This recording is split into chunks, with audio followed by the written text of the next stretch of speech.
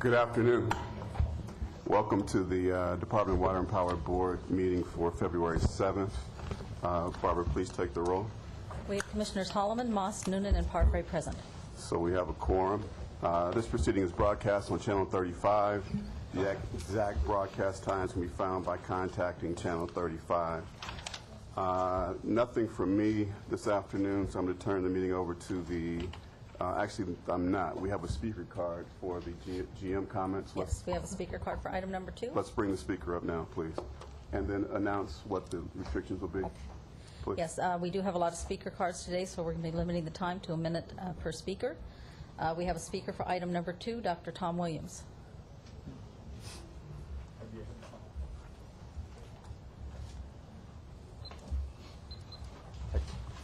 For item number 2? Yes. Can I have the general manager's report first?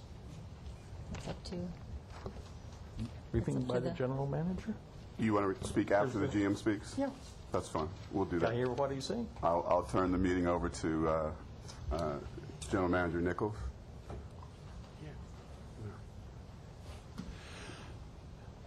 Thank you, Mr. Chair. First, I would like to take notice that Philip Leiber, our CFO, joins us formally here today. I'm pleased to have Phil here with us, and just started last week, so he's already incredibly up to speed on all of our issues.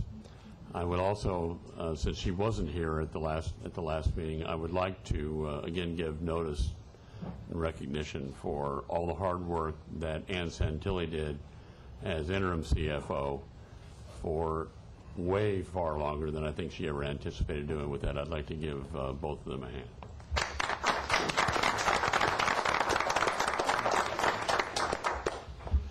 And another important change has taken place. Number one, City Council has approved and confirmed Dr. Fred Pickle as our ratepayer advocate, and both he and we are wasting no time in working together on laying out a plan, even though he doesn't officially start until next week. We have been providing information for him with respect to the department, our costs, our capital structures, and supporting information for both the water and the power system. And we're working with him as well to lay out what is something that's very new for all of us, and it turns a new page for the Department of Water and Power as we work together now to develop a cohesive and collaborative plan as we move forward on reviewing both water and power rates here, and that effort will be starting up in the weeks to come. Already working with him to lay out what we see as some sequence events of that, and we'll be discussing that in our subsequent meetings. Thanks. That's all I have for today. Thank you. Okay, we have a speaker for item 2, Tom Williams. Thank you. Dr. Tom Williams, LA 32 Neighborhood Council, DWP Liaison, and a few other things. The OPA, now in place. Information will provide the OPA with something. One of the elements is, where's the strategic plan? You talk about a collaborative plan, but I think a couple of years ago, for about 2 years, there was discussion of a strategic plan. One of the elements of a strategic plan is an organization chart.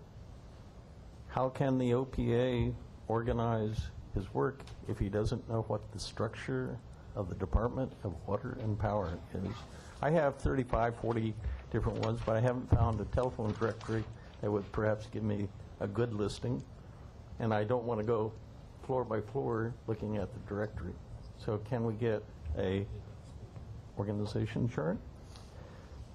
Also, what is the status of snowfall this year? Thank you. Thank you. I note that we have 2 council members in the audience today, and I realize that their time is valuable, so we want to get them in front of us as quickly as possible. Before we go to comments and requests from the commissioners, I'd like to bring Councilman Koretz up, please, for his comments. Welcome. Well, thank you, Mr. Chair and members of the Commission. As the elected representative for the 5th Council District, I'm here to express my support for the DWP's alternative of a floating cover proposal for the Upper Stone Canyon Reservoir. This option allows DWP to comply with the environmental requirements placed on it while dramatically lessening the burden to Los Angeles ratepayers. Given the city's obvious economic woes and the ratepayers' ever-tightening budgets, and the fact that we're concerned enough about it to bring on a ratepayer advocate, spending $140 million on a concrete cover when a $35 million floating cover would suffice, I believe to be inappropriate. Additionally, while over $100 million less expensive, the floating cover will require much less construction, create substantially less impact on our surrounding hillside communities. It'll trim years and many thousands of truck trips from the project. It'll lessen the damage to our already limited access and fragile infrastructure. And on the unlikely chance, but existent chance, that regulations change in the future, it also gives the city the option to actually preserve the ability to uncover it and to have open water reservoir there again. I'd like to thank the Committee to Preserve Open Water Reservoirs for their many years of work on this issue and others that have affected the Stone Canyon Reservoir. And I appreciate the DWP's need for environmental compliance and the need to be fiscally responsible at the same time. And I ask that you consider supporting this alternative. Thank you very much. Thank you very much, Councilman. I'd like to now go to 15, after which we'll go to comments and requests from commissioners. We have a presentation honoring Daniel Duffy for 40 years of department service and his retirement. Who from staff will take that? I'll say a couple of words about my friend Dan Duffy. Dan Duffy retired as the head of our distribution division about a week ago, and he's here today with his wife Margie and his daughter Megan. I just want to take a couple seconds thanking him for 40 years of service at the department. He started as a craft helper back in 1972, and he rose up the ranks, and he became the head of the largest division on the power system that controls the transmission, distribution, and over 2,000 employees that work day in, day out in the distribution division. So I want to thank Duffy for his 40 years of service, and he's going to leave a big hole in the organization with his experience and dedication and everything that he contributed to our power system. And I want to give you my best wishes for a great retirement and a healthy and a happy retirement years to come. Thank you. I think Councilman Labange also has a few words of thank you for Dan. Yep, Margie, go ahead. Mr. President, members of the commission, the staff, Mr. Nichols, and everybody, and to the people of Los Angeles, 40 years getting up every day, helping the people of Los Angeles with the power, so we couldn't read all these reports. The environmental reports. 40 years, and just, it's sort of capping the 40 years. We had our worst windstorm, I believe, in the city's history on the 30th of November and the 1st of December. And through the nights and days afterwards, Los Angeles was fully restored. 40 years you gave it to the Department of Water and Power. And I just wanted to join with many people, because I'm proud of city employees. I'm proud particularly of Department of Water and Power employees for the history and the legacy. There's two things you need in life, truly, water and relationships. And if it wasn't, and it's the truth, if it wasn't for water, we wouldn't be able to grow our food or nourish our bodies. And from that, the relationships as we developed as a city, and the power and the vision that those who even went before you kept the legacy of. I know it's always Mulholland first, but Scattergood was someone very, very important, as we know, to the history of this department with the power. And through our city, and I remember in this time in 1994 when we were rattled by an earthquake, a tremendous earthquake. Within 3 days, power was restored to all of Los Angeles except the very hard-hit areas, and your team led it. So I wanted to thank you, Dan, and your family, which is here, which is so nice. This is a commendation on behalf of Herb Weston and myself to salute you. And if you look in the light, there's only one typo. Just got to say it. Jim McDaniels will like it because I said 40 years in the water system. It's really the power system. We'll correct it. I just want to say, give Dan a big hand right now. Aaron, come here over here. Aaron, get over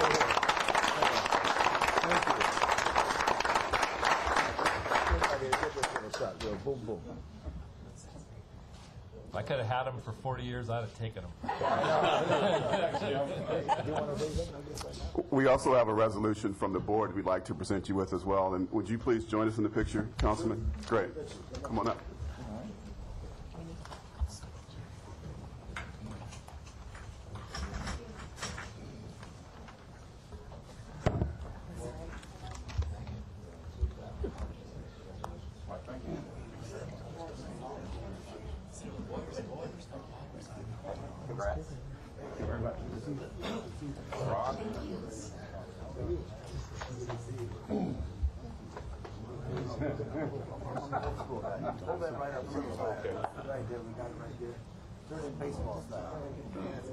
Baseball style. Sideways, sideways.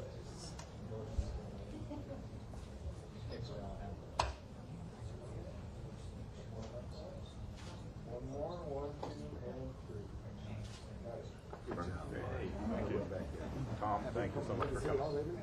Come by. All right, I know where you're on. I just said, Mr. President, I want to say it, Dan, so you know, right out, I wish the windows were open, but this is a great civic center, this civic center that we all built, and the power that you gave it to energize it. When this building was built in 1964, it could have been 18 stories. But if it was 18 stories, it would have been taller than City Hall. So one time, Water Power got smarter. Thanks a lot. All right. Thank you. Thank you. Yeah. Good to see you.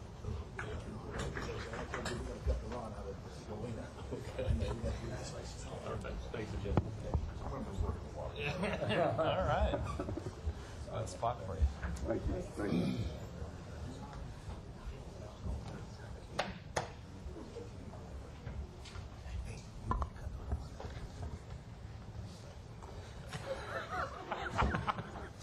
I told him he had to cut the lawn out of the marina. It looked like his hair. That's why. My hair? Yeah, it looked like it. One half like that. Okay. All right. I think we have outstanding item 3, which are comments and requests from commissioners relating to DWP operations. Anything from commissioners? Yes. Commissioner Parfrey. Thank you, Mr. Hallman. Late last year, this board approved of a letter to be transmitted to the California Energy Commission regarding our energy efficiency targets for the next 10 years.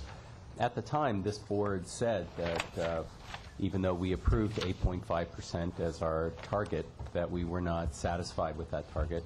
I would like, and we were hoping that those sentiments would be conveyed in the letter that was transmitted to CEC. So I would like to actually see a copy of the letter that was transmitted, copied to this body. Thank you. Thank you. I see Mr. Nichols taking notes. You got Great. Anything from the two of you? No? All right, which takes us to 4, which is public comment. I believe we have one card. Yes, we have one card for item number 4, Dr. Tom Williams. With so many people, only one card. Okay. Dr. Tom Williams, LA 32 Neighborhood Council, and a few others. One accomplishment this last year was we've almost finished painting every fire hydrant in 90032 LA 32 Neighborhood Council area. One gentleman got it started. We, the neighborhood councils, paid for some of the early paint. We're going to get more paint because we still have a lot of graffiti. But one of the things that we did find is that your yellow paint fades pretty quick. So you might have somebody in the fire hydrant services do a bit better specification on the fire hydrant paint. Also for here, where are your blue barrels? Because I tried to dispose of paper. There aren't any on this floor apparently. So I'd like to suggest that you add some blue barrels here and check your paints. Thank you. Thank you, Dr. Williams. That was the last card for 4. Okay, for consent items, we have a speaker card for 8. I'd like to pull number 11, please. We'd like to pull 11, I have questions about item 12. 11, and 12.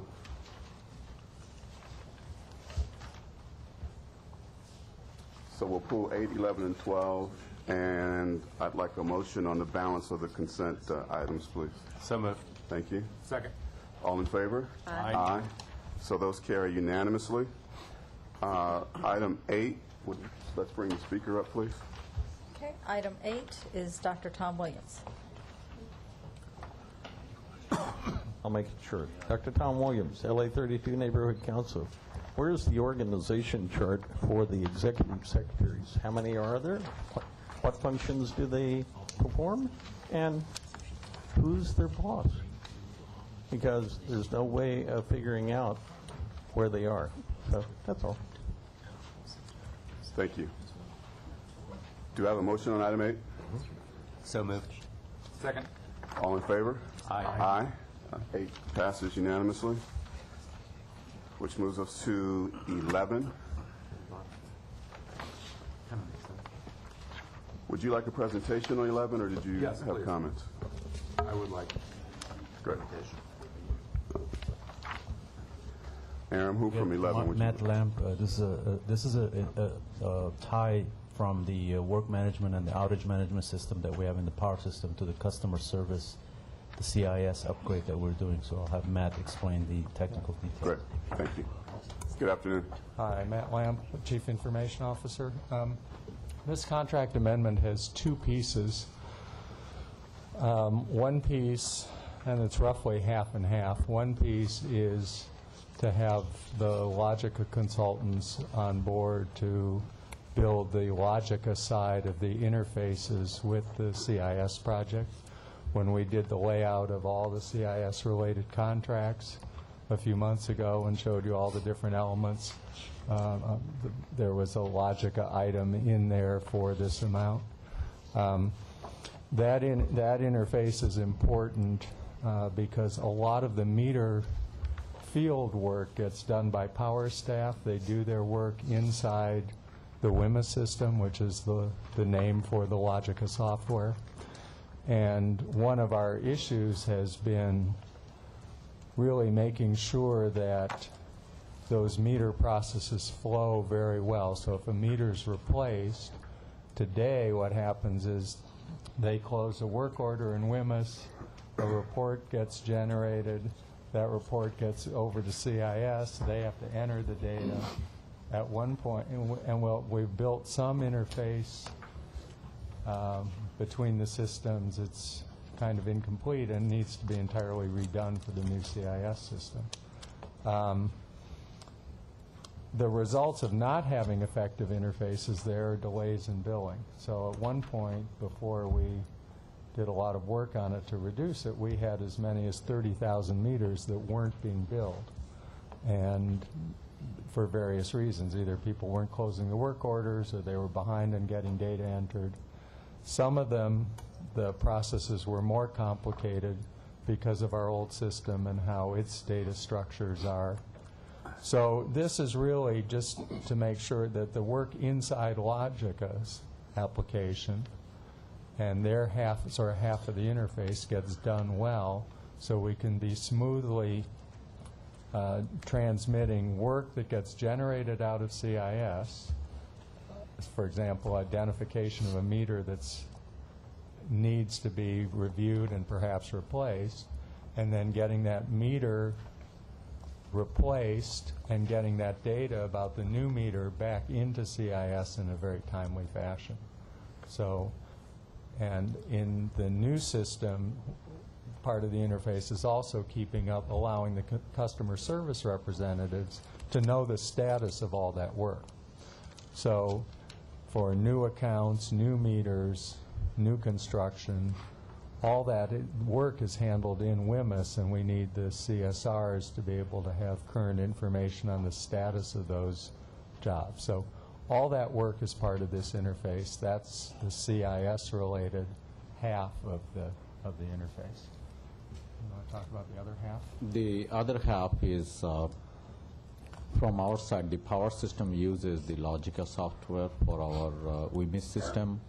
And as part of that, we also produced a report that our folks use in distribution and energy control center, everybody. That's called ALI reports. This is a non-proprietary work that some software work that's needed to be done. So we are asking that we get the permission to hire this consulting work for later part of this fiscal, which is the next 6 months, and the following fiscal. So total of about $445,000, and Syscon part is $445,000. That's how the total becomes $889,000. Just to add one comment on that, we have assigned one of our developers to work with the Logica consultant and build up the expertise to be able to take over that reporting function. We believe that it may take the 1.5 year long period to really come fully up to speed to take that over. It may be able to happen a little sooner. We want to make sure we have at least the capability of that reporting support through the end of the current Logica contract, and that's what this would provide. But our goal is that that type of non-proprietary support is entirely done inside the department in the future. And we had one sort of false start with that. We had somebody there. It wasn't working out very effectively. We have moved people around, and the early indications are that the person's picking it up very well, and we will be able to move that support entirely to the department by the end of the period. Okay. Thank you for that. That's helpful because what you described didn't really come clear, come through in the board briefing letter. I'll note that it's about an 18% increase over the existing contract in this amendment. And I guess my question at this point, now that I've heard what the purpose of it is, what happens when this contract is up? What are we going to be doing? Are we still going to be working with Logica? Are we going to enter into a new contract with them? And if so, will that new contract be sourced in such a way so that we won't have midstream amendments and 20% increases in that contract? Well, the CIS one is really, I would say, is a discrete piece. We had to add it here once we knew what the project was, and once we had some real identification of what the needs were. And there was no real way 5 years ago when this contract was entered into to have identified that at that point. So there may be the possibility that even with the next contract, while we can try to anticipate projects, that there may be a specific amendment. The training one, the reporting one, we had hoped would phase out. So the earlier contract had actually had some of that support, and we phased it down early, but in fact, we weren't successful in being able to fully pick up that role. So that's why the amendments essentially brought it back for this last period. And as I said, we'd made some reassignments in staffing, and I think we're on track to pick it up this round. But the earlier contract, we had identified some positions that would be added. We had to get people on board, get them assigned, and then start that process. So when this contract ends by March of next year, we had done the evaluation and came to the conclusion that we would need a new contract, which will be purely proprietary issues only. So we are already working towards that goal at this point. And will we have to use Logica again, or will we be able to put it out for bid? Unfortunately with Logica, they're really, and that's one of our issues in the long run. So we will be doing an evaluation as to whether or not we can move off of the Logica software. There are a couple alternatives. We're doing a lot of work with Maximo. Maximo may be able to pick up this type of work. But it was very clear that that couldn't be done before the contract period ended. That's a much longer-term project. So we're looking pretty carefully with Power at what to include in the next contract, what level of a version upgrade, what level of expansion, if any, to include, and then we'll be doing an evaluation about moving it off. Because unlike Maximo, where there are numerous vendors who are sort of gold or platinum partners with IBM as able to provide support and assistance and customization, Logica really has kept that very tightly in-house, and we don't have those same kinds of options. If I can just give you, Commissioner, a scope of what Logica's software does is every inspection that we have on our infrastructure, so 300,000 poles, the cables, the bolts, the customer connections, the new services, the cable installation, the meter installation, all these related databases and everything coming into the work management system that gets scheduled to the crews, and then from there going to the trouble section where we have outage management issues that come into the work management. So this is over the last 15 years or so, these systems have grown to as a support function for our organization. It's very difficult. We're in the same dilemma with IBM's or any other contracts. Is we invest all this money and effort into setting up work processes, and it's very tough to kind of break away from these core functions. But I think strategically what IT has done is looking to consolidate these under separate umbrellas, so make sure we have at least efficiencies between different systems and we're not paralleling a lot of these functions together unnecessarily. So it is a long-term view. I think it's something that we're always looking at, but this is something that we've grown over 10, 15-year period to support our crews and the work that we do. Okay, thank you very much. Just a macro question for me. If we look at the original budget for the work management system and the CIS, where are we relative to the original budget? Well, I mean, the work management one, you mean the Maximo project, the new one? No, or the original WMIS piece. That one goes way back before my time. I really have no idea. No, I think you're saying question, right? if the pie is so big, how much have we eaten of the pie so far? Or how much bigger has the pie gotten? Yeah. Commissioner, I can draw your attention to the first page on the work management system. The original was 5.5 million, and we are going up to 6.4. That's on the work management. Yeah, on the Syscon program. I think the question, I think he's looking at the totality of, if you take, for example, I would say take Maximo, what we're doing with WMIS overall and with CIS cumulatively. Correct. How much over budget are we based on where we thought we were? That's a little bit difficult probably to give you because it has moved around a little bit as we made our selection of our customer information system vendor. That in itself, when you make that selection, it triggers different changes, and depending on which selection we made, it does that. So, but I don't know if you have, once we made the selection to Oracle. At this point, we're still very much on track on budget with the contract. And the Maximo project at this point, while it's pretty early in the project, seems to be tracking pretty well. WMIS is a different animal in the sense that if you were to go back 15 years and roll it forward, what were their original expectations 15 years ago? I'm not sure. It's clearly grown to support more and more things inside the power system over that period of time. It just feels to me that since I've been sitting in this chair, I've seen numerous agenda items that say this amendment will increase the original contract by.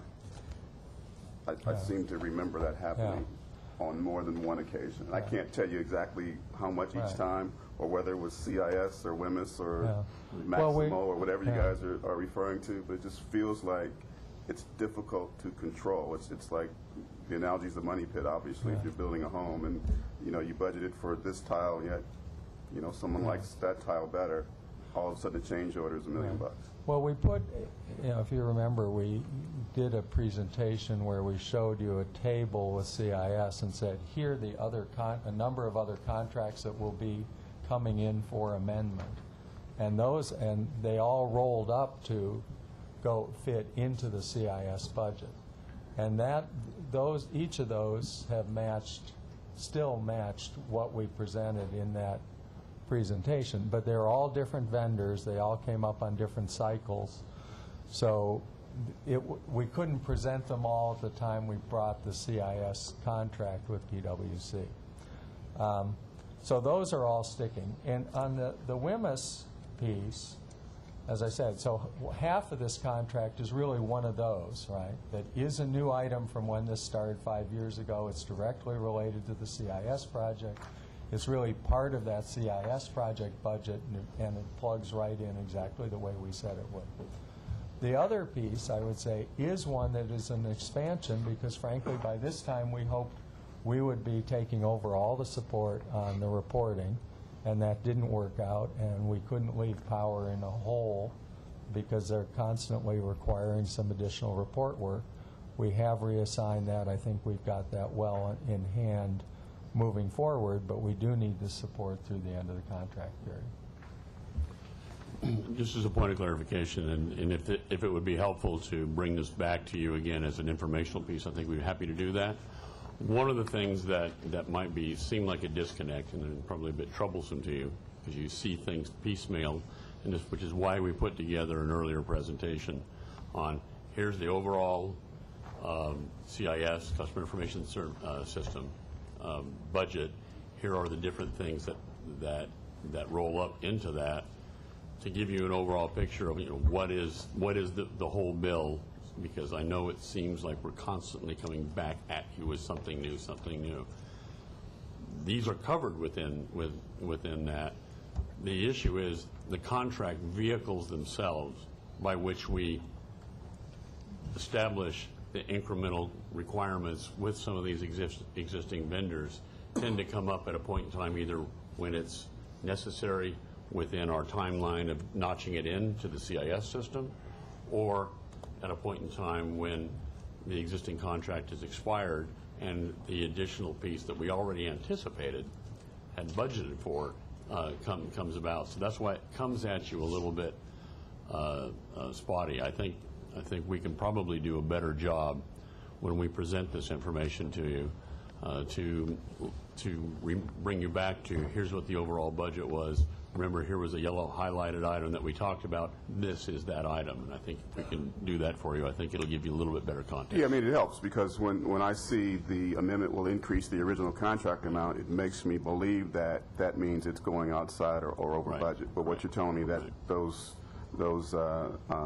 changes, those margins are contemplated in the budget themselves. Correct. And we will. So that would be helpful. We'll endeavor going forward to tie that back to a line item so you can see that yes, it was provided, and more importantly, if it's not, it's very clear that it is something. Correct. Right. I would appreciate it if in the board letters themselves there was a section on that sort of tracked, where we are in the big picture, how this particular element fits into the larger element. We'll do that for you. Okay.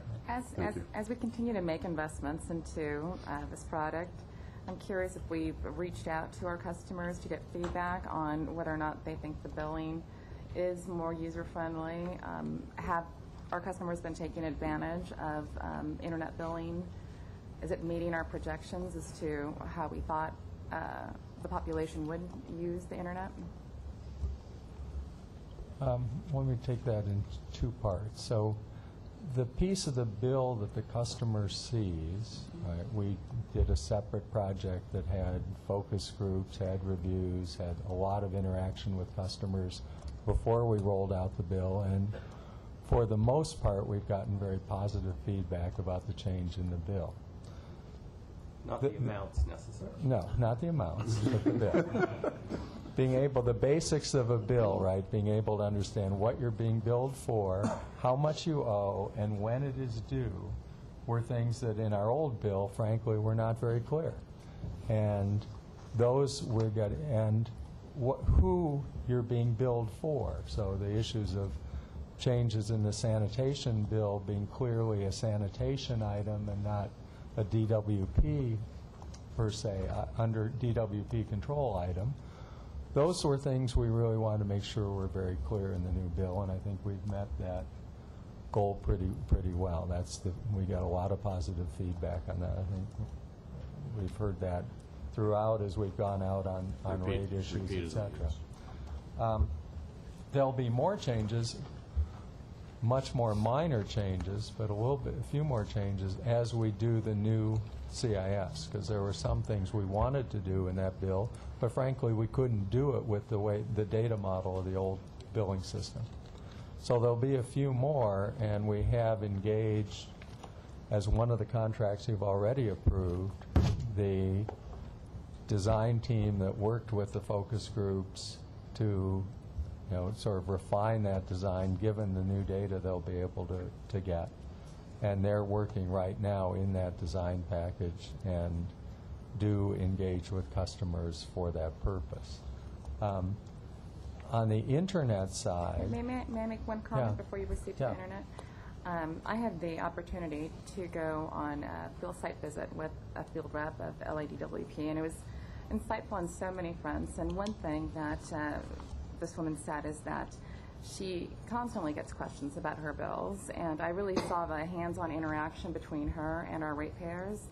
So my suggestion would be to speak with people who are actually meeting with our customers, talking with them, so that they can report their feedback and recommendations on the billing and the common questions that are asked to them.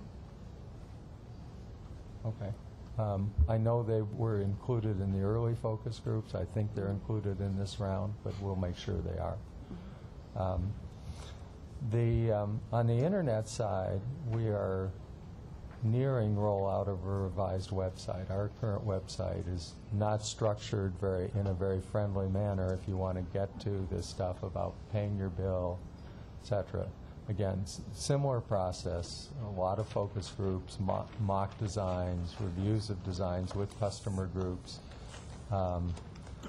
and we're now in the performance testing side of making sure that before we actually deploy it, it will stand up to the level of utilization we anticipate.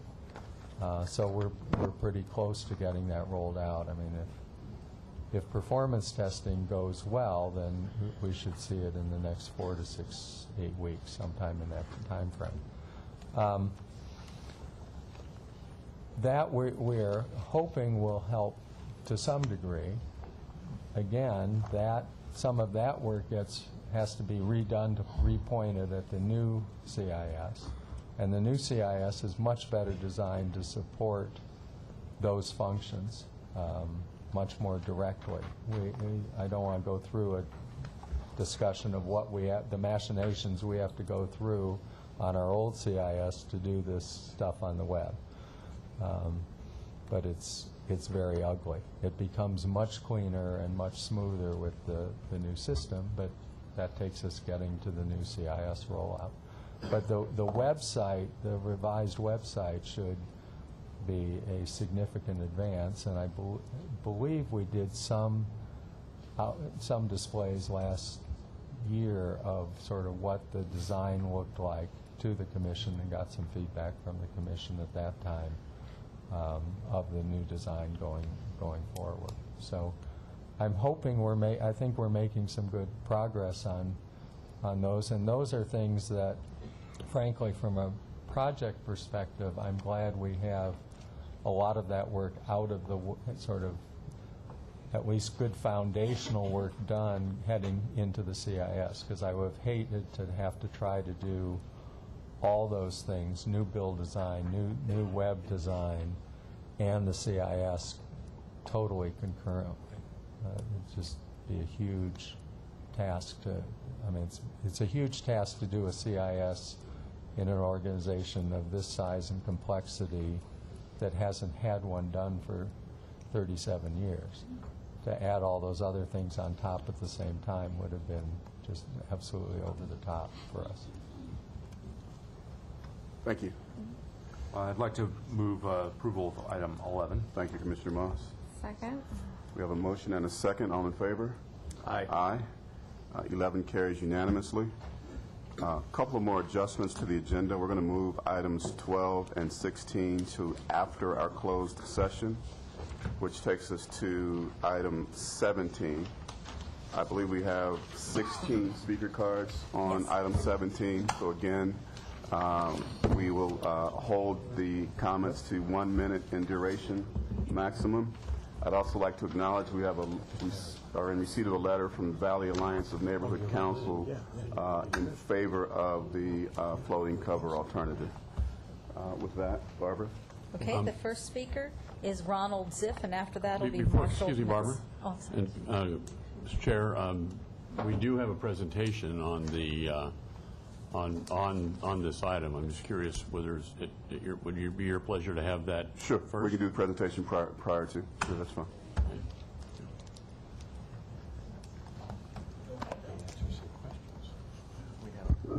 Have you brought your floating cover for us? I should have brought some samples. My name's Glenn Singley. I'm the Director of Water Engineering and Technical Services under Jim in the water system. I do have a PowerPoint so we can all see this. Just to review the extent of, or the reasons why we're having to cover the Upper Stone Canyon Reservoir and the alternatives, the proposed project and the alternatives that have been presented in the EIR. First of all, we're doing this because of 2 EPA rules that were issued in January of 2006. The long-term 2 enhanced surface water treatment rule basically says that we need to cover our reservoirs or treat them in order to rule out any contaminants that can get in those reservoirs. And the Stage 2 disinfectant and disinfection byproducts rule requires us to lower the level of disinfection byproducts in the system. And to do that, we have chosen to convert our system from chlorine to chloramines.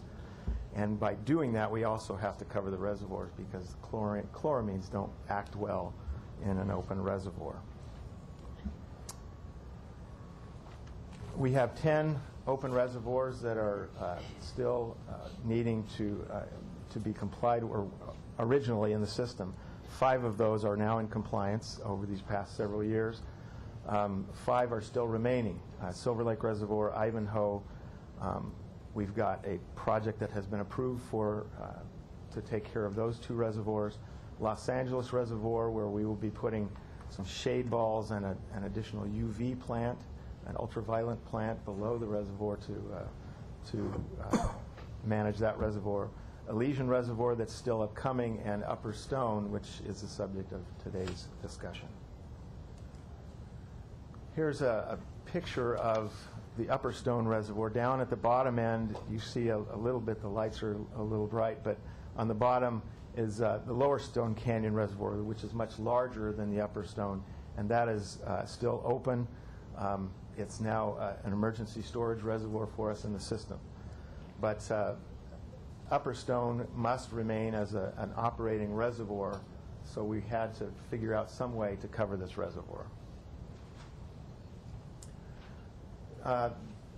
We worked for many years with the Coalition to Preserve Open Reservoirs on all of these treatments of different reservoirs. No difference with Upper Stone. We looked at what are the purposes and where are we going with this project. Primary objectives to comply with the water quality standards and maintain the local storage that was needed for operations. The secondary objective was to help restore the natural character of the portions of Stone Canyon involved in project improvements. In 2008, we were beginning our process of creating this EIR, and the board gave us some direction and asked us to look at the buried storage as the proposed action for the EIR, and so that became the central point of the focus of the EIR, along with the other alternatives that were feasible. The proposed project was to demolish the reservoir, construct buried concrete covered reservoir with a footprint basically in the existing reservoir, maintain the existing water storage, and plant some low-growing vegetation on top, providing also public access to Stone Canyon. That was part of the initial concept with the board that public access would go hand in hand with the buried storage due to the elevated costs. The construction is assumed to be about 4 years for the buried storage. little bit hard to see, but also with the construction of the reservoir, because of the extensive construction and disturbance of that area, we need to take care of some landslides that are on the, this is actually, north is pointing towards the back of the room here, so that's on the east side, and this is some additional areas we would have to stockpile some of that earth and bring it back. The floating cover alternative entails demolishing the existing reservoir liner and appurtenant facilities. We'd put a new liner in, install a flexible membrane about 700,000 square feet, maintain the existing water storage. We did not plan for public access in this alternative. It would take about a year and a half to complete construction. Here are some examples of existing floating covers in the system. The second alternative was an aluminum cover, similar to the floating cover, though it'd be a rigid cover. We would have to, again, construct a new reservoir liner. We would put a lightweight aluminum cover on top, and that could be, with or without solar panels on top. Again, we would maintain the same amount of water storage, and we were not planning on public access in this alternative, and that would be about 3.5 years of construction. And examples of aluminum cover, the bypass reservoirs on our Los Angeles reservoir property. And here's some pictures of potentially the solar panels that could be mounted on that aluminum cover. We looked at several environmental impacts for the proposed action as well as the alternatives, and so they're lined up there: aesthetics, air quality, biological resources, and cultural resources. In each case, could be mitigated. The air quality, that's something with almost any major construction that we have in a city. We're going to exceed some of the NOx levels and PM10 levels because of construction equipment, but certainly with the less impactful construction of the floating cover or aluminum cover, that would be less impact than the buried storage. Wildland fire was brought out as a significant impact, with mainly going along with the public access, if that were to be allowed.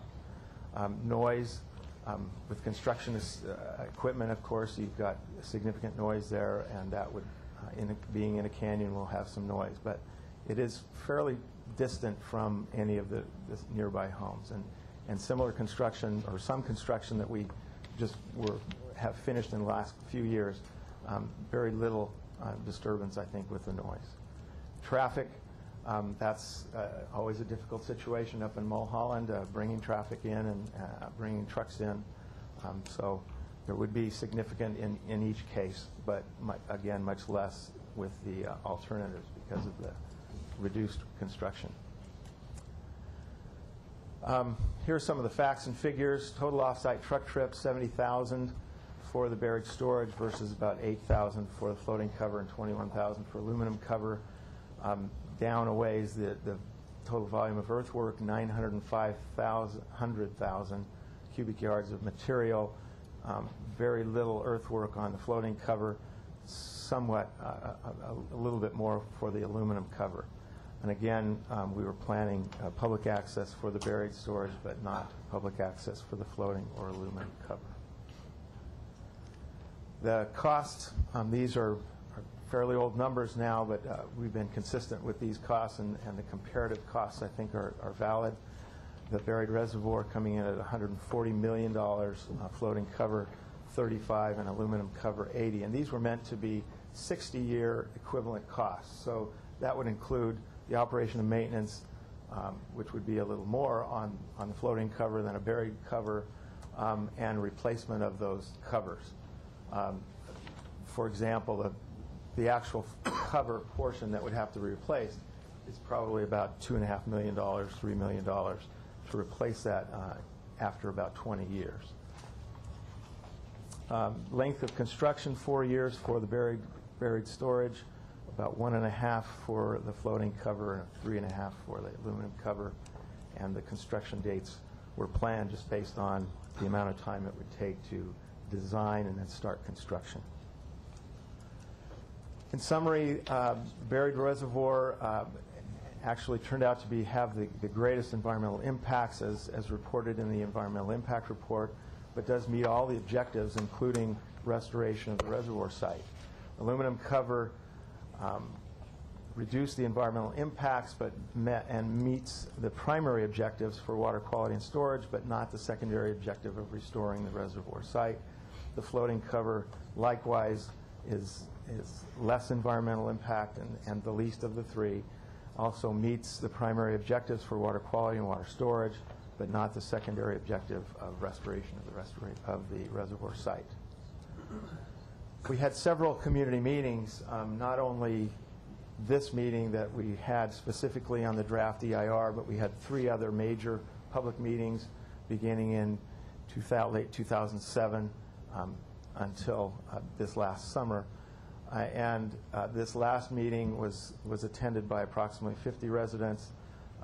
24 individuals got up and gave oral comments, and those were the comments that were given at the meeting. We also received 83 written comments, 7 agency letters, several form letters in support of floating cover and opposed to buried storage, 40 opinion letters, as stated here, and several letters that came about and talked about different aspects of the environmental report and wanting us to make sure that we covered certain issues. The main issues raised in the comments to the draft EIR, I think wildland fire probably was the biggest, had the biggest response. Also traffic in the area, air quality, noise, and then biological resources. Our recommendation as staff basically was to recommend the floating cover for several reasons, meeting the primary objectives of the project of water quality and storage. It is the environmentally superior alternative as described by the EIR, lowest capital and 60-year costs, and no increased risk of wildfires. And that's the end of my presentation. Thank you. Comments from commissioners? Yeah, I have a question on the 60-year cost estimates. With respect to floating cover, since they last about 20 years, does that $35 million have 3 different covers factored in? Yes, it does. Is that what it has? Mm-hmm. Okay. So what is the initial cost outlay for the floating cover? Well, and those are a little bit old numbers. The last floating cover that we put in was San Ynez, and that's a little bit smaller than Upper Stone. It was about $16.5 million for the initial capital cost, construction cost. Okay. And the buried tank, though, the 150, right, 140? The buried tank. How much would that initially cost? Right. That's basically the same price. That $140 million is a basic cost because once you put that in, it's probably good for 75. So we're really not looking at years. spending $140 million versus 35. It's really at this point 140 versus maybe 13 and a half, 14 million. 20 or so, probably. Okay. Initial capital costs. Thank you. Commissioner Parker? I mean, I've actually walked up around Upper Stone Canyon. I've had a tour up there. And I just want to thank staff for putting together a great EIR. And I've one quibble with it. I'll get to that in a minute. One of the things about Upper Stone Canyon that you could have mentioned, Glenn, is that they filmed the movie Chinatown up there. Yeah, so, and with the floating cover, it's not going to look the same at that point. You know, when I think about some of the property that we have that is really, you know, there's a number of purposes for it. It's not just for the delivery of water. That's its primary purpose. But, you know, it's an asset that belongs to the people of the city of Los Angeles. And currently, that area is inaccessible. And I know that we've entered into long-term negotiations with the Coalition to Preserve Open Reservoirs. It's taken place over 20 years. I know that the department has entered into good faith negotiations with them, and I know that the public who have participated with this department for 23 years had every expectation of there being a buried tank there. It's not that there hasn't been buried tanks that are in our system right now. There are buried tanks in our system. I had the pleasure of visiting the one that's next to the Hollywood Reservoir. And I know that the neighbors in that community, some of them who have come on board more recently than the Coalition to Preserve Open Reservoirs, have some real concerns about public access and the potential for fire in that area. And by that same logic, though, I have to be candid with you. If they're true, if they're really concerned about fire, then perhaps we should shutter the entire Santa Monica Mountains to hiking, because this is the same chaparral, the same ecosystems that are there are the same that are in existence in Upper Stone Canyon. So I feel very divided, because I know and I recognize that if we were to provide for the benefit of all Angelenos, every last Angeleno, to visit the land that they own, that is their property, we should allow public access on that land. At the same time, I recognize that we're in economic hard times. And I also recognize that we don't have unlimited funds. And so I'm very torn. My view is that for the next 20 years, we should probably go with a floating cover. But I would like to ask the staff, and I know the EIR covers many of the subjects related to fire. I would like for there to be a candid exploration of whether there could be some form of limited public access on that property for all the people of Los Angeles. Thank you. Any other comments from commissioners? I am not as torn, so I move that we go with the floating cover. We've got to take public comment before we vote. Sorry. Any other comments from commissioners? Barbara? Okay. The first speaker is Ronald Ziff, and after that, Marshall Mintz. Thank you. I'm the chair of the Sherman Oaks Neighborhood Council Land Use Committee, and we support the floating cover on Upper Stone Canyon Reservoir. I'd like to point out the dangers of the alternatives by reminding the Commission that the Great Bel Air Fire of 1961 started right in this area. Just north of Mulholland Drive, a bulldozer struck a rock, sent sparks into the brush, and a fire started that was too fast to control. Over the next 6 hours, it swept to the west and destroyed 484 homes. Fortunately, there were no human casualties.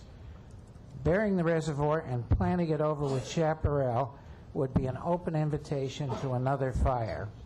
Introducing human activity with hiking trails would virtually guarantee a fire at some point in the future. If the fire started in the same area as the last one, everyone caught on the hiking trails would be caught in a death trap. The first mandate of government is to protect its citizens. Proposal for floating cover is the only safe alternative. Thank you. The next speaker is Marshall Mintz, and after that, Scott Franklin.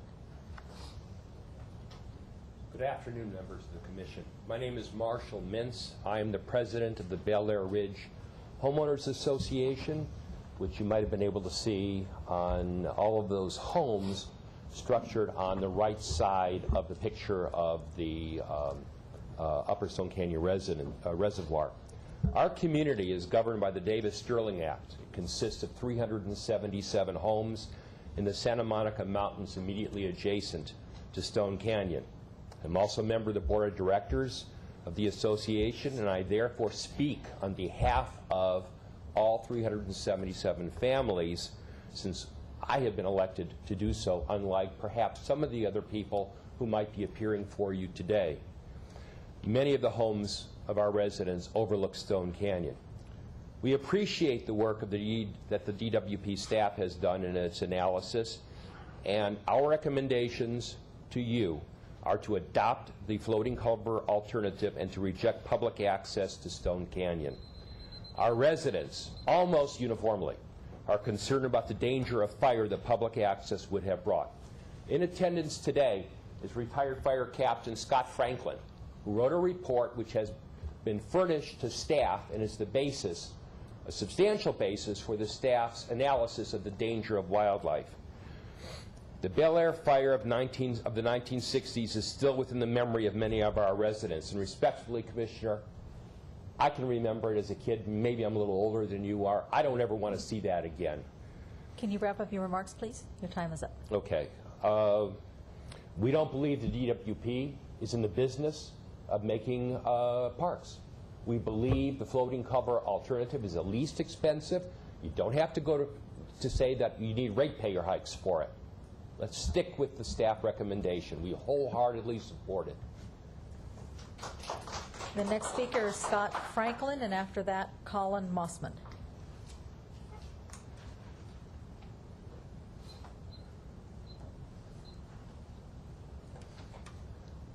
Commissioner and members of the board, my name is Scott Franklin. I reside at 25059 High Spring Avenue in Newhall, California. During the 1980s, at the behest of the Bel Air Association, I was ordered by the LA County Fire Chief in conjunction with LA City to conduct a prescribed burn in Stone Canyon. And we had close cooperation with the Department of Water and Power to conduct that. I can tell you this, that any ignition in that canyon, it's all a south-facing slope, is going to cause severe fire problems. Severe fire problems. It's all a south-facing slope. That's coastal sage scrub. It's highly volatile, and it'll burn even under the most mild conditions. Unlike the Bel Air fire, which was catastrophic conditions, but that canyon is highly susceptible. Any ignitions in there, and if it continues, will cause severe erosion. I also worked with a professor from UCLA. We did sediment studies on mobilization of those soils in that canyon at the same time. So we know how dangerous it is. It is not good to allow the public to come in there. You're going to have ignitions when people come into those areas. You're going to have ignitions no matter how nice they are, how wonderful it is to have them come in. But there are certain areas where you cannot allow the public to come in, even in the Santa Monica Mountains. And I've done extensive work. Could you wrap up your remarks, please? Area. Your time is up. So the alternative that the department is proposing is a valid proposal, and you should encourage the board to adopt it. Thank you. The next speaker is Colin Mossman, and after that, Martha Longley.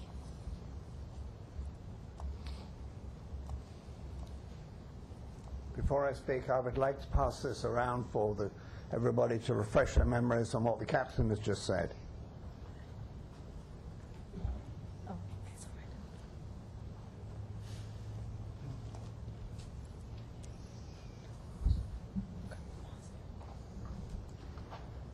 My name is Colin Mossman, and I live on Bottlebrush Drive. So I'm likely to be directly impacted by any Stone Canyon project. I have read the EIR, and I would like to urge you to accept the recommendation of the DWP for the floating cover and no public access to Stone Canyon. We're lucky to live in the hills, because as identified by the EIR, the risk of fire is ever present. Reference the Bel Air Brentwood fire of 1961, which you're passing around and looking at. 484 homes were lost, despite the gallant efforts of our firefighters. From the EIR, the DWP recommends the floating cover is the best option. At a time when financial resources are stretched to the limit, under the circumstances, why would any other costly and more disruptive alternatives be considered? Technology moves on. What might meet the needs of the EPA today is unlikely to satisfy the requirements in 10 to 15 years' time. Why spend any more than you actually have to now? The alternative to the floating cover is a major concern for access and exit to the public. It's been proposed that the same road off Mulholland, which is presently used by DWP vehicles. Why, if the EIR acknowledges severe hazard conditions that are prevalent to Stone Canyon, Could with you wrap only up your one remarks, road please? being Your time is considered up. to the traffic and pedestrians? Why are we considering anything other than the floating cover? I ask that as a question. We should not make it open, Stone Canyon open to the public for their own safety. Thank you. Have you finished with the? It's right there. Okay, the next speaker is Martha Longley, and after that, Paul Rich. Hi, my name is Martha Longley, and I am one of the founders of Save Stone Canyon Reservoir, an organization that was formed to give voice to our overwhelming opposition to the buried tanks, buried concrete cover option. I have here in my hand over 800 signatures of area residents and commuters who have spoken out against this unnecessarily expensive, dangerous, and disruptive project. And these signatures represent only a small portion of the number of signatures we could have obtained if the DWP hadn't told us they had gotten our point and that we could stop our signature drive. Today, I would like to thank the DWP engineers for listening to our objections to the proposed project, for heeding the results of the final EIR, which identifies the floating cover as the preferred option, and for recommending that you approve the floating cover option. We urge you to approve the recommendation of a floating cover with no access to the public. However, if you choose not to approve the floating cover option and include opening it up to the public, especially after having been fully warned of the almost inevitable risk of fire created by public access, the DWP could potentially face huge liability claims from any insurance company that is forced to pay for fire damage to a nearby home. In this type of subrogation claim, the insurers will likely argue that they should be reimbursed because the DWP allowed the overly dangerous situation to exist. We need only to look to the experience of San Diego Gas and Electric. They have recently faced huge subrogation claims from insurers who were forced to pay homeowners for the massive fire losses arising from the San Diego wildfires just a few years ago. Could you wrap up your remarks, please? Your time is up. The insurers argued that SDG&E's failure to maintain its power lines in a proper fashion allowed the power lines to fail during heavy winds, and the downed power lines started the massive fire. If the DWP opens the Stone Canyon area to the public and a wildfire occurs, the DWP could also face massive losses from both the subrogated insurers and the homeowners as well. This downside risk far outweighs any benefit to open Stone Canyon to the public. Again, Excuse me, your I time urge is you up. to approve the floating cover and to not ever allow public access to that canyon. Thank you. The next speaker is Paul Rich, and after that, John Yardum, or Mardum. Hello, I'm with the Save Stone Canyon Reservoir Group, and I just want to thank and commend the DWP for, first of all, agreeing with the floating cover, and secondly, for recently announcing the hiring of a ratepayer advocate. We're concerned, or I'm here primarily to talk about the cost, which, as you know, the floating cover, which we favor, is only 20% of the total cost of the buried concrete reservoir. Excuse me. And that's not even taken into consideration, as one of the earlier speakers said, about capital costs, one versus the other. We're also concerned about the fact that even the cost of the concrete reservoir, which is now at $140 million, it seems like just yesterday it was $240 million. We don't know what happened to that $100 million, but we're concerned that these costs just fluctuate so much. And finally, we know that this is not going to just affect those people here in this room that represent the 800 petitioners and the thousands of more that didn't sign the petition, but it represents all of the ratepayers. And therefore, at a time of considerable economic stress for a lot of us, we think you should take that into consideration. Thank you.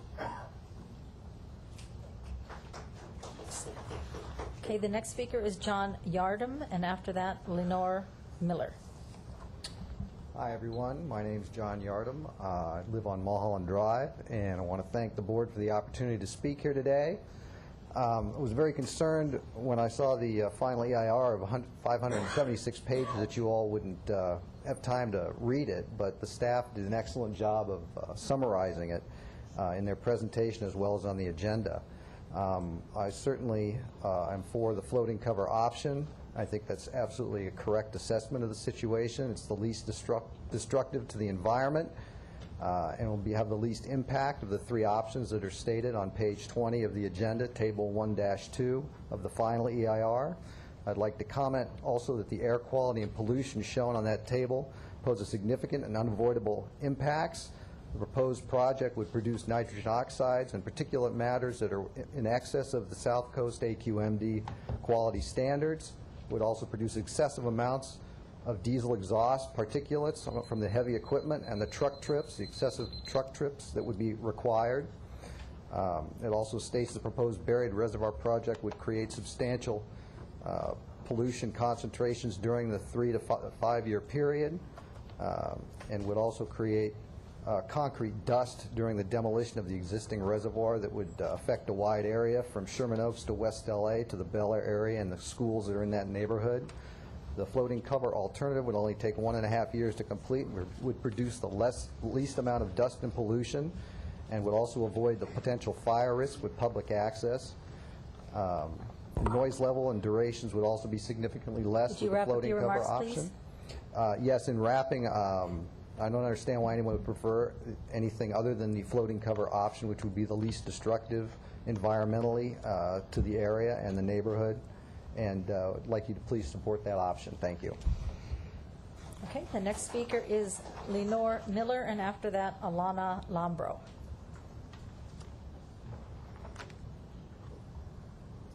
Hello. At first, I wasn't going to speak. First of all, I want to thank the engineers for coming up with the most sensible idea. But after hearing the gentleman, I had to say something. I don't know, you've been there. You realize it's a bowl, the Stone Canyon's down, and all the homes are on a ridge. And somebody said, so there's a park. Who's going to smoke in the park? One of our members was very smart. He went to Franklin Park, which is not that far away, and he took pictures of all the cigarette butts on all the hiking trails. And as somebody said here, there's nothing but chaparral that has not been taken care of, really, by the Department of Water and Power. And all you would need is a spark, and it would go up the hills. You've got Roscomere on one side, you've got Bel Air Ridge on another side, you've got the Mulholland Group on another side. And we have trees by the galore, and all of a sudden, the fires would create such a horror. And that's because we need another park. There are plenty of parks, and we should leave the beauty of Stone Canyon to Stone Canyon. Thank you. The next speaker is Alana Lambro, and after that, Robin Schwartz. Good afternoon. I want to talk about the traffic. I know you've heard many numbers, but it's really important just to hear it once again. We first heard about the proposal of the DWP, and the project was going to have 24,000 truck trips for a $250 million buried tank project. Then we found that there was a new choice, and that would be for only 48,000 trucks, which would make a round trip around the winding curves of Mulholland. Then the project was changed from the buried tanks to a concrete cover, and the number of truck trips would be 70,200 trips for a $140 million project. And then there was the EIR. The number of truck trips was not noted as 140,000 trucks, but it was noted a concern because we did not get an official number.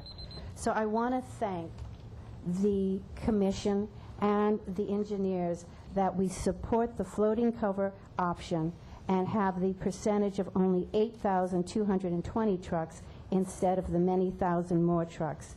So I do approve and hope that you will come to the conclusion that to save Stone Canyon and to also participate in your project, that it would be the floating cover. Thank you very much.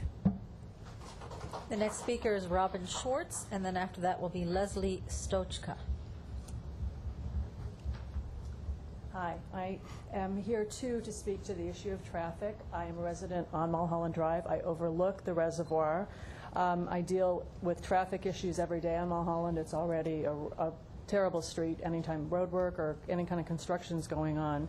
And I do want to commend the recommendation of going with the floating cover because that's going to be such a reduced time frame for construction. As written in the report, traffic will be significant and unavoidable with any option, but considerably less so with the floating cover. That is a reduction in the truck trips as well as in the length of construction. The report mentions that work must be done or will be done between non-peak hours of 9:30 and 3:30. I'm not sure where that number of 3:30 came from, as schools in the area begin letting out at 2:40, 3 o'clock, 3:15 and on, and traffic increases greatly at that point. Having construction trucks leaving the job site anytime after 2:45 would significantly impact people coming up Roscommare with their kids and other traffic going east and westbound on Mulholland. As cited in the report, there would be 8,300 off-site truck trips with the floating cover scenario versus almost 9 times that in the original buried tanks proposal, an astounding 70,000 truck trips. As a resident of Mulholland Drive, I can't imagine the impact of such a mammoth project the way it was originally proposed, and I am satisfied that the floating cover proposal will be manageable. Also, the recommended plan, like I said, because it's projected to take 1.5 years, which will surely grow, as opposed to the 4 years, which could easily double. So I do urge you to keep this proposed measure of the floating cover, and thank you for listening. Okay, the next speaker is Leslie Stochka, and after that, Shirley Cohen.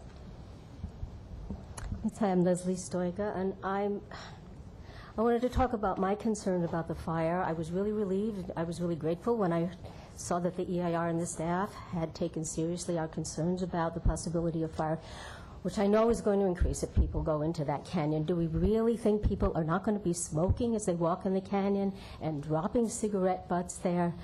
I have to tell you, when I have had in my mind for several years images of people in that canyon, able-bodied people, disabled people, busloads of school children in that canyon, trapped in that canyon, as a fire moves down the canyon, and it's going to move fast. We know it's going to move fast because it happened before. That canyon is unique. It's not like other canyons in Santa Monica Mountains. It has air currents. You can see the fog as it moves in and out of that canyon very quickly. And I stood on the UCLA campus years ago when I first moved here with my family, and I saw that Bel Air fire spreading across the hills, and I have to tell you, that was so frightening, and I hope I will never, ever have to see something like that again. So I hope that you will keep the EIR report in mind and follow it, and I want to thank you for supporting that and for putting people's lives first. Thank you very much. The next speaker is Shirley Cohen, and after that, Brian Studwell.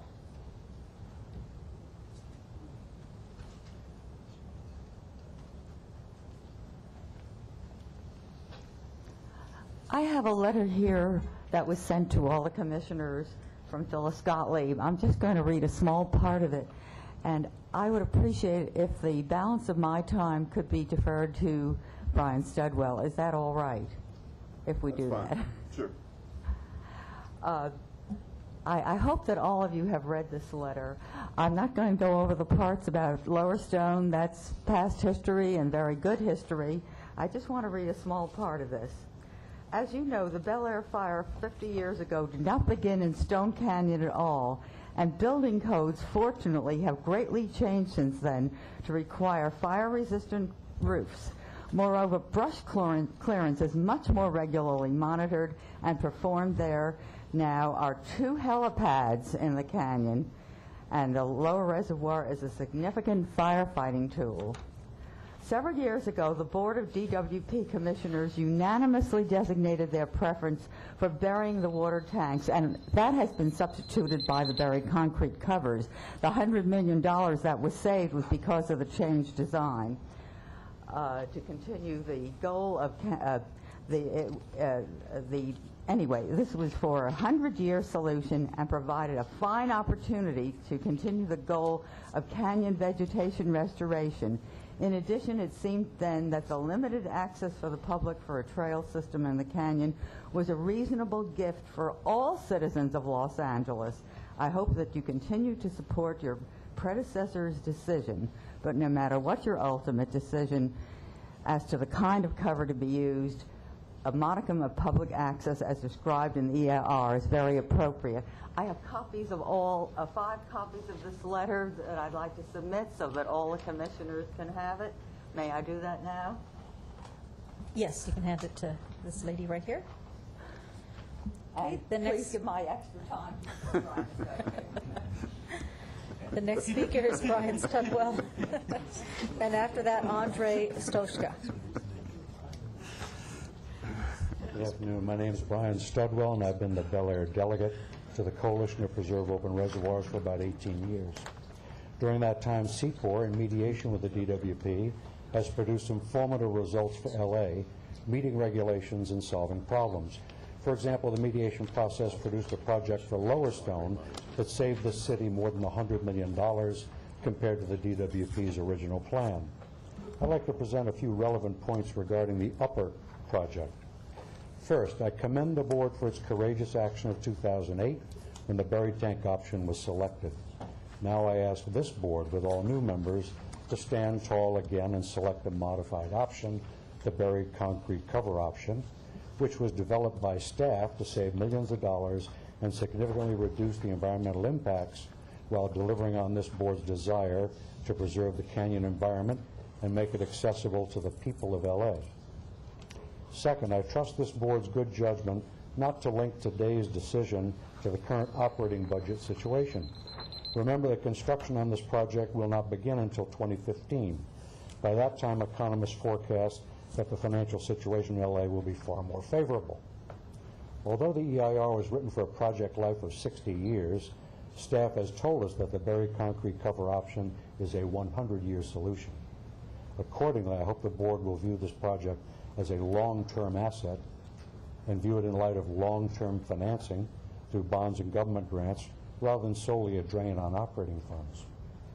And finally, I'm speaking for the boards of Bel Air, Roscommere, and Beverly Glen, as well as the Neighborhood Council and the Hillside Federation, all of whom have repeatedly voted to support the buried alternative. Although I speak for the silent majority of stakeholders around the reservoir, we need to acknowledge the fact that there are naysayers and NIMBYs out there, as you would expect with any major decision in LA.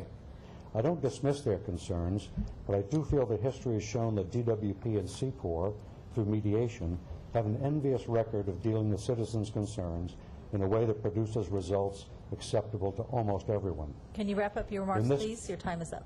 Yes, I'm on her time now. No, she didn't have any In this left. case, some folks want to eliminate the public access provision of your decision because of fire risk. Sir, They she have didn't gone have so any far- time left to give you, unfortunately. Gone so far to hire a consultant to write a report. You should know that DWP, at our insistence, hired the same consultant in '93 to study the risk and submitted a wildland fire hazard mitigation plan for Stone adopted by DWP, but not followed in recent years. It should be. The risk can be mitigated. So your time is up, please. My last one. Thank you. In conclusion, I feel the cover option with controlled, limited access is the right thing to do for LA. It'll create a legacy that we can leave for our children and their children and generations to come. Okay, the next speaker is Andre Stochka, and after that, Kenneth Linzer.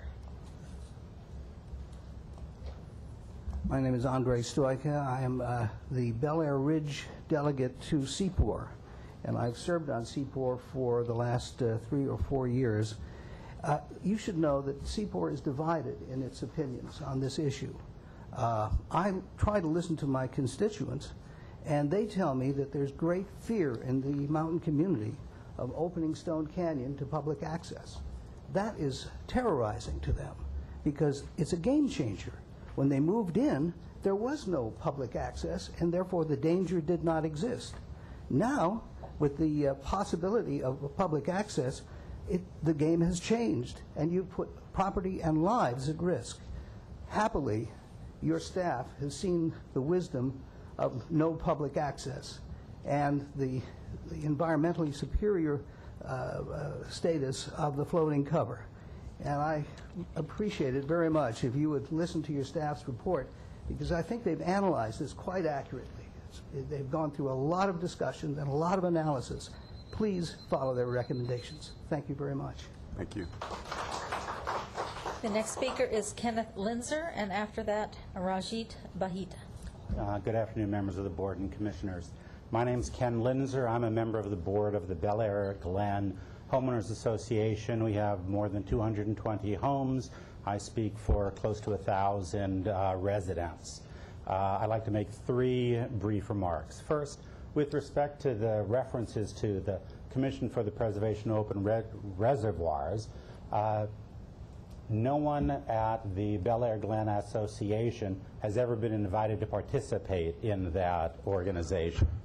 Therefore, to the degree that there's any mandate, I think it's a self-appointed mandate, and whoever speaks for them essentially speaks for themselves. More significantly, however, though, while initially of the choices that you've been given to decide on, I believe you've been given the option of choosing the least of the worst of the choices. And the reason I suggest that, and I'm going to be provocative for a moment, is that the DW staff gentleman who opened his remarks identified that there were 2 environmental reasons for having to take the action the board is being asked and the commission is being asked to rule on. The second of those decisions was based on a DWP decision to switch from a chlorine-based product, which is the first time we have been told that, to an alternative product. It therefore seems that even having to choose between a floating cover, an aluminum cover, or a buried tank cover is really a red herring, since the decision to make the chemical switch is what's generating the reason for the decision. Therefore, as between any of the alternatives, my association would respectfully say, if it ain't broke, why fix it? And we would suggest that no action be taken. The third point I would make please? Your time is up. Is to the degree that an action is taken, we would request that a citizen oversight committee be established. Thank you. The next speaker is Rajit Bahita. Good afternoon. I'm here to read a letter from a resident who couldn't be here today. My name is Ranjit Bhatia, and I live near Stone Canyon Reservoir, and I would like to read this since I have it. For 12 years, my wife and I have lived on Angelo Drive off Beverly Glen Boulevard. On most weekdays, the traffic on the major streets in the neighborhood is terribly snarled during the morning and the afternoon commutes. In addition, my wife was a child living in Los Angeles when the terrible Bel Air wildfire occurred in November of 1961. And she has more than once in recent days gloomily recalled that the conflagration began at a construction site at the north end of Stone Canyon. As you doubtlessly know, the evacuation took place was the largest in the city's history, and the damage to property ran to $30 million in 1961 money. And the fire department felt that the city was very lucky things didn't turn out much worse. It is inviting disaster to propose this high-risk for this high-risk area, any project followed by a policy of open public access. I agree with the DWP engineers' recommendation for the floating cover and urge you to approve their resolution. Signed, Timothy Steele on Angelo Drive. And I just, for my part, would like to say I've had teenagers going up and down Mulholland Drive to get to school, and I can tell you it is a precarious enough drive on its own without adding to with the construction. And the construction that we're currently experiencing has set us back, I don't know, to what kind of traffic levels. We can't get out of our driveways, and it's just a risky thing. Often you will hear about people driving off the road, and that is quite a common occurrence where we live. So I thank you for listening. Thank you very much. Okay, that was the last speaker card, so we'll close the public comment section for this item. Thank you. I have a motion to approve staff recommendation. Is there a second? Second. All in favor? Aye. All opposed? May I just add one thing? We've Okay, voted. that's fine. The 17 carries unanimously. Is there something you'd like to add? Okay. Takes us to item 18. Is there a presentation on 18?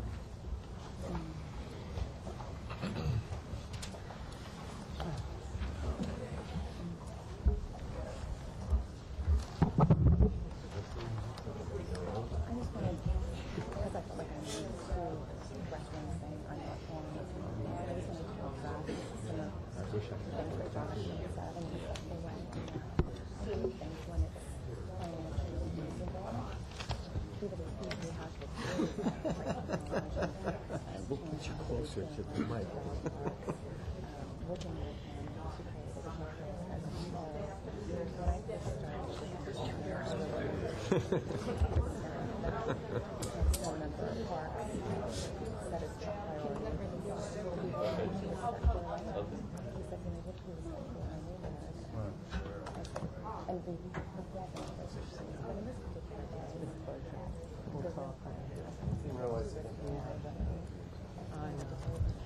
Are we ready? Good afternoon. Good afternoon, Commissioners. My name is Kelly Bernard, Director of Economic Development. As you may recall, we were here in April of 2011 seeking your approval to discontinue the JOTP program and develop a new workforce development program for the department. Before you is a recommendation to approve the implementation of that new program, first source hiring.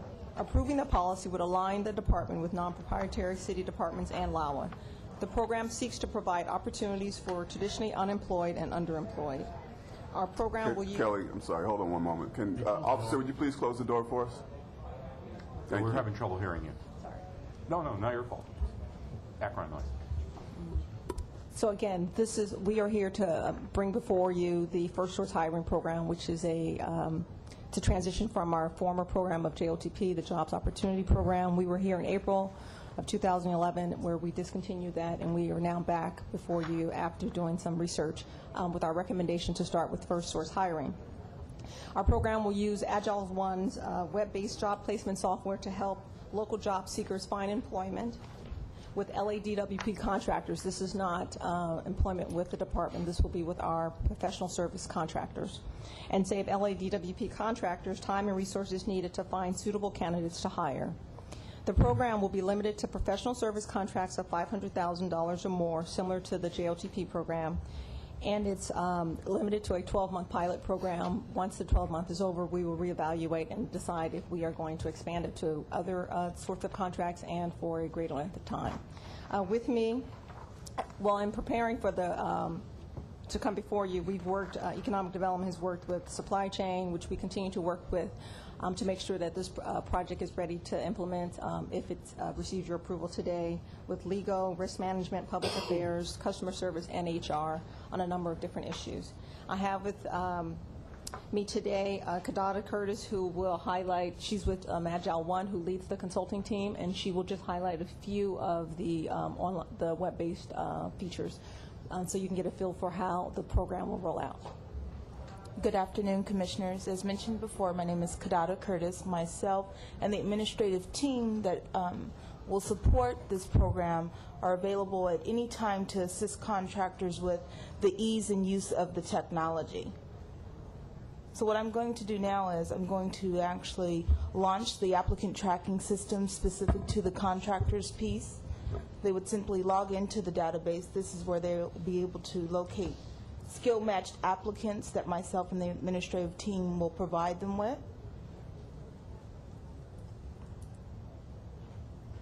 All the contractors will be trained by myself and team on how to utilize the technology.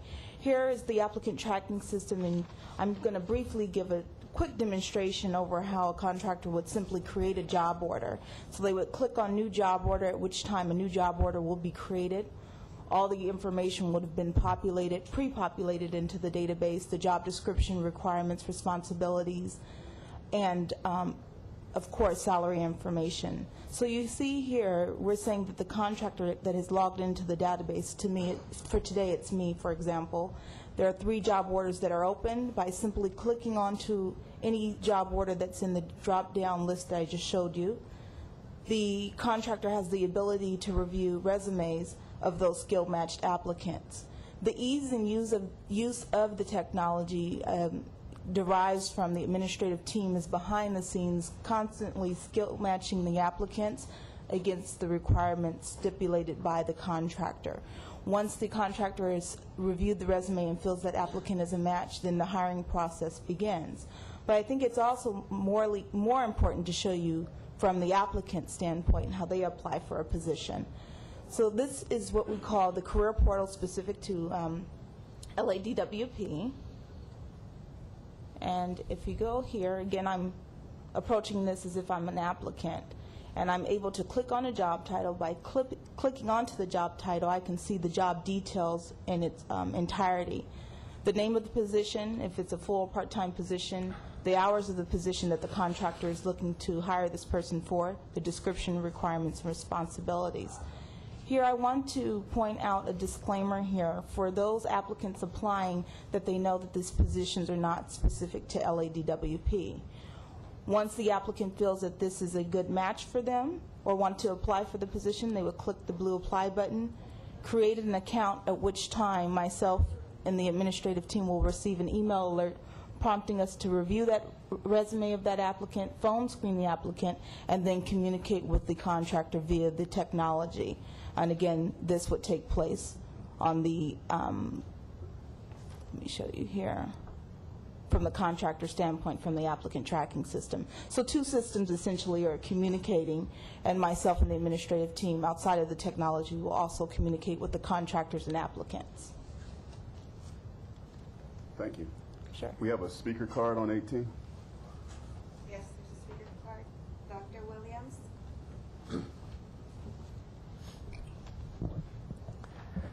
Dr. Tom Williams, LA 32 Neighborhood Council, also chairman of our Business and Economic Development Committee. I'd like to find out a lot more about this than was online, and if there are any handouts, and please get it to all of the other DWP liaisons, because most of our areas, especially on the east side, can use this to try to get jobs. And we greatly support it, and, you know, if we knew more about it, frankly. Thank you. Thank you. Commissioner Moss. I'm undoubtedly missing something here, but why is it in the DWP's interest to be a job coordinator? I mean, these aren't jobs at DWP per se, and I don't read in the board letter that there's any requirement that the vendors have to take applicants, or there's any, you know, requirement that they take applicants. So I'm just missing why are we getting involved in this job placement business? Sure. Back in 2007, the mayor and the city council directed all city departments to, in an effort to provide job opportunities and to address the unemployment that the city of Los Angeles was experiencing, to look at a workforce development policy to provide job opportunities for them. Back then, the department decided to go with the Jobs Opportunity Program, where we limited it to professional service contracts, and it was focused primarily on training employees or potential employees of our contractors, so those who have contracts with us. We were encouraging them that to hire local residents for the GOTP program or to train them.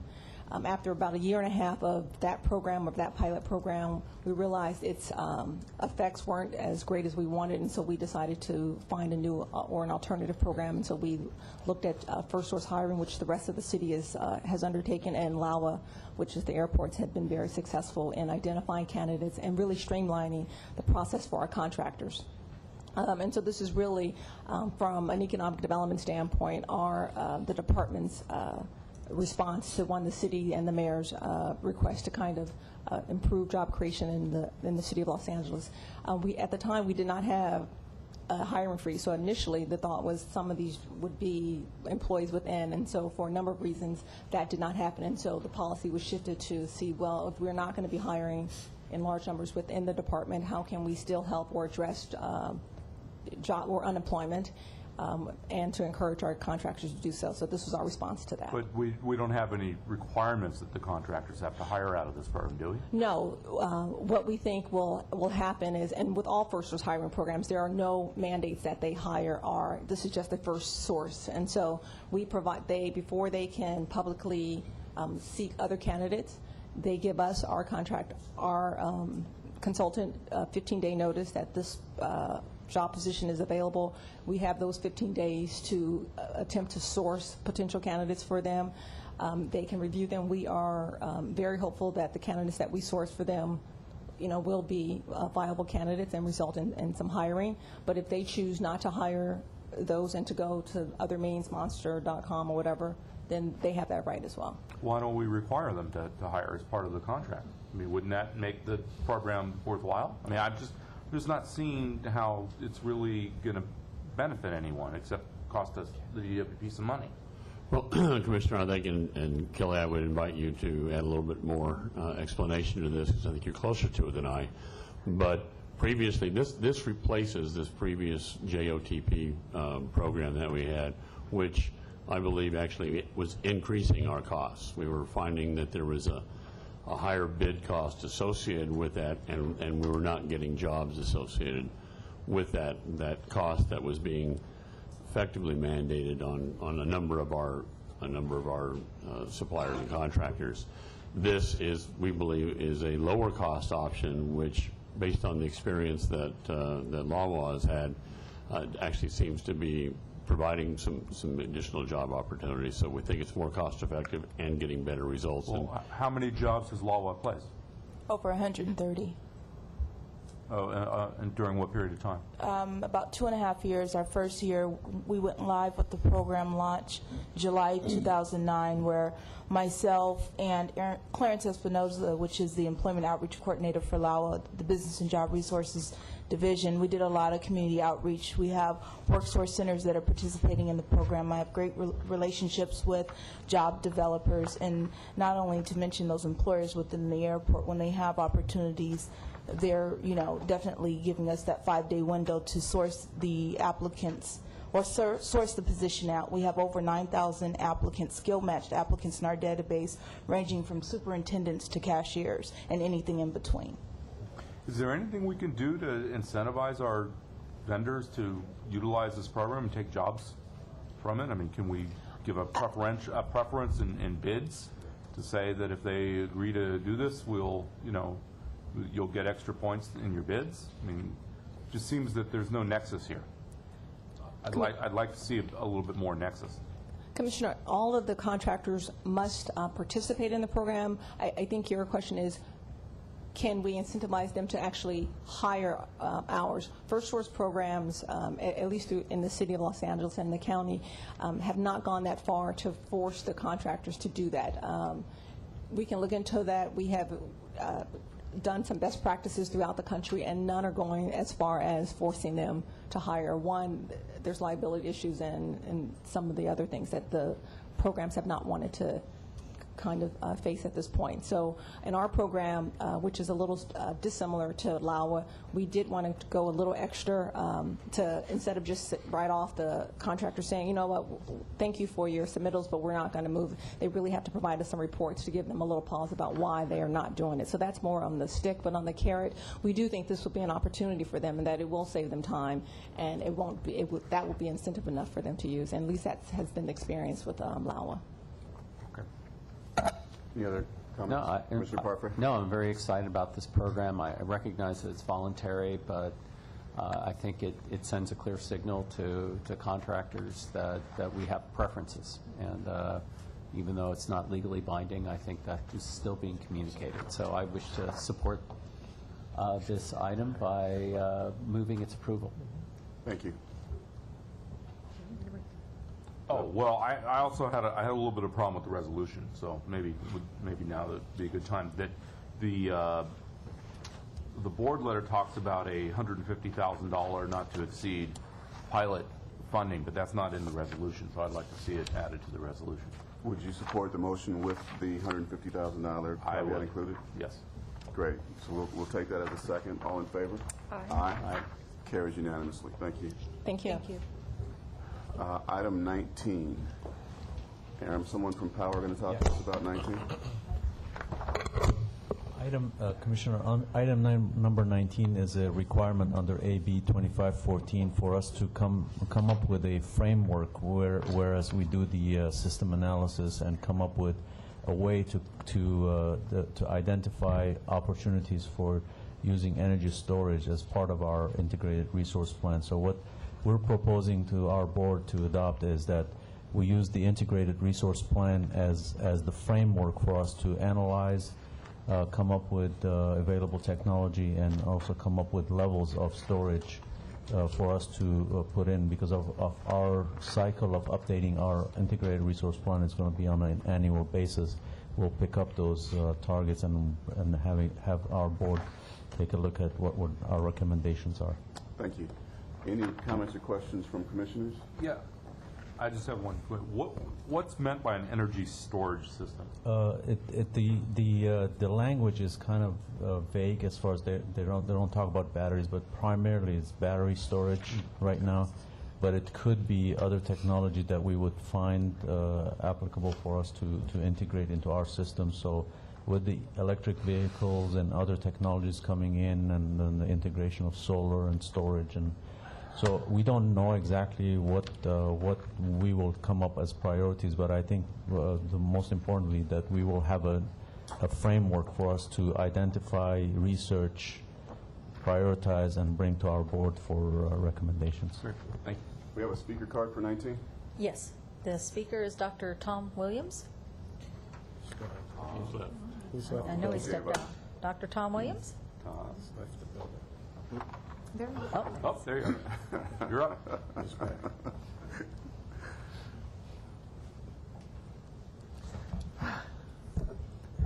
Dr. Tom Williams, El Sereno. Thank you. Targets. Interesting. Appropriate targets. I always like words like appropriate.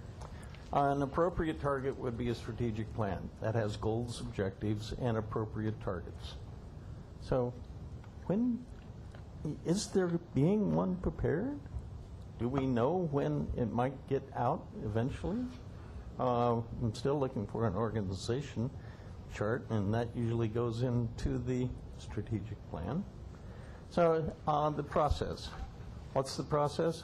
I think everybody knows what the storage facilities are, but we don't have any compressed air around here that I know of. We have a lot of compressed underground gas. You might try that one. But it goes back to the strategic plan. What are you getting us into? What will be the future obligations? Because in some cases, you've defended a go-slow process with gas-fired power plants and once through versus reuse. And on the other side, we have to comply with this ordinance or with that law or with that EPA requirement. So we have no context that we can understand what the future costs are going to be by energy storage. The best one, Hoover Dam. That's an energy storage facility. Does that mean that our strategy is to increase dam storage? I don't know. By the way, I did a study of the Sierra dams, and raise them by 4 or 5 feet each one. Ooh, get some storage. Thank you. Thank you. Any more comments or questions on 19? Move to approve. Thank you. Second. I have a motion and a second. All in favor? Aye. Aye. 19 carries unanimously. Item 20 are filed items. Any questions or comments from commissioners on filed items? Yes, two Commissioner things. Parfrey? Yes, two things. I wish to make a correction on page 4 of the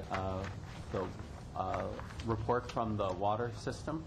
At the very bottom, it has the INU Los Angeles Standing Committee meeting, and it says that the next meeting will be in the Owens Valley in February. That's erroneous. It will take place on February 16th in Los Angeles. And then I was hoping to have Jim give at least a very cursory report on the uptick in blowouts that we've seen in our water system. Could you do that, Jim? Yeah, sure. In the report that you'll notice, just going to double check here. I think we showed the December last on page 5. Yeah. Yeah, this report got a little bit busy, so we don't show every month in here. But yeah, these are the December numbers. So December, we had a noticeable uptick. Oh yeah, there it is up at the top. It says 34 blowouts and 233 leaks. So normally we would have about 20, 24 blowouts in a month. So this is up from what would be kind of a normal. Not totally unexpected due to the colder weather. Usually we see an uptick in December and January. January's numbers aren't included in here, but they were also high. This last week, I got the report came this morning on last week, and it seems to be settling down a little bit, but it's kind of difficult to tell. So it's kind of the usual seasonal thing that we're seeing, but I think until we get our infrastructure rates increased, we're going to continue to see this kind of thing, unfortunately. So we need to replace more infrastructure. Yeah, thank you very much. Thank you, Commissioner Parkway. Commissioner Mott. Two things. One related to the power system monthly report, the tsunami disaster exercise. Yes. That sounds very interesting. I was wondering if we might have a presentation on that at some point. We could. Just a brief one. Just kind of like to know what's going to happen when the big wave ends. And secondly, on the joint system, page 2, I noted the uptick in delayed billings and unbilled meters. I was just wondering what's going on there. I'll have to get back to you on that, Commissioner. What? I'm sorry? I'll have to get back to you on that. Okay. I don't have it with me right yeah, it just seems that there's, over the past few months, there's been an increase month after month, so I think I'd like to, call some attention, perhaps maybe get a little presentation on that. With all the software systems that are being implemented, we'd like to perhaps see that number go down and go up. That's it. And then the only other comment is that I, too, saw a lot of blowouts during the Christmas season of a different variety. No. Thank you. Commissioner Noonan. No comments. Item 21 is closed session. Yes, sir. The board shall publicly report any action taken in closed session and the vote or abstention of every member present thereon in accordance with Section 54 and 957.1 of the California Government Code. Then we'll adjourn, come back and address those two issues. Yeah. Correct. And we'll do closed session in here since it's more of us than anyone else. Why don't you do it for today, Commissioner, because we're going to be coming out back in an open session to vote on some items, and usually they shut everything down and dismantle. Oh, yeah, and then they got to reprogram. So they would have to reboot everything. So you want to go in the room? Yeah, we're going to go. In other words, you'll be here until 9 o'clock if you know. So having said that.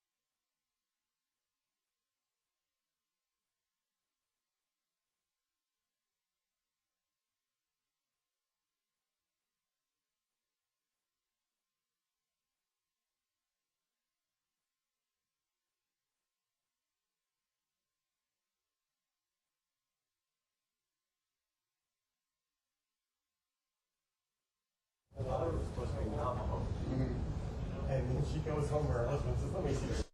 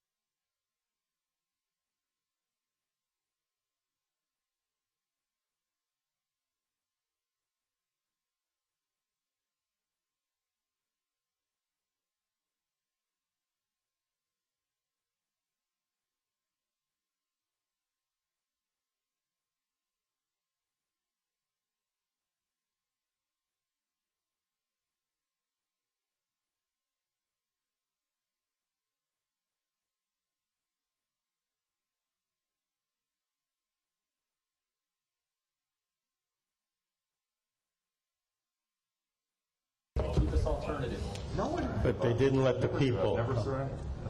We're recording. All right, we are back in session. Mr. Brown? Yes, sir. There were no final actions taken. Thank you.